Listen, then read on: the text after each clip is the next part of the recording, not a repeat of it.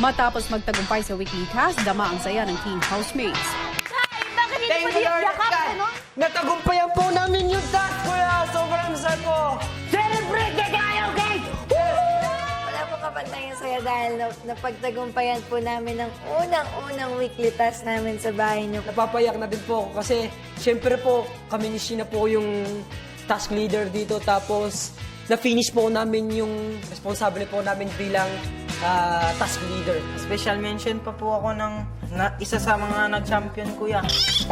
Sabi. Ano ba? Beach, Tan, Alfred, kayo ang nagbuhat ng team. Oh my God! Tayo nagbuhat ng team, guys! Nasaan? Mga pro dancer. Ano sinabi sa'yo? Special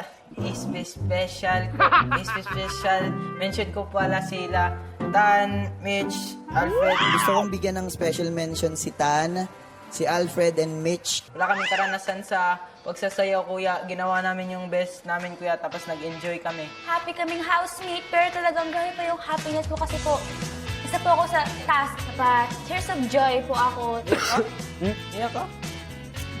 Sobrang saya. Pinaka napabilib po ako kay Sheena po, kuya. Kahit bata po siya, talagang lahat po ng housemate na respetuhan bilang task leader po siya. Kasi hindi po kami lahat dancer. Nakaka-proud po yung mga ate, tas kuya ko po. Kuya, yun nga po, bilang ako po yung isa sa mga nanguna sa weekly task po namin na to, sobrang alam ko naman po na handang-handa na po silang lahat dahil sa pag-uusap po namin, sa mga pag-ensayo po namin sa loob ng bahay, kuya. Para sa mga kasama kong nagbigay talaga ng todo para sa akin, kuya, na turuan ako sila Kuya Sho, si Sheena, tsaka si Ate Angela po. Sobrang sayo ko.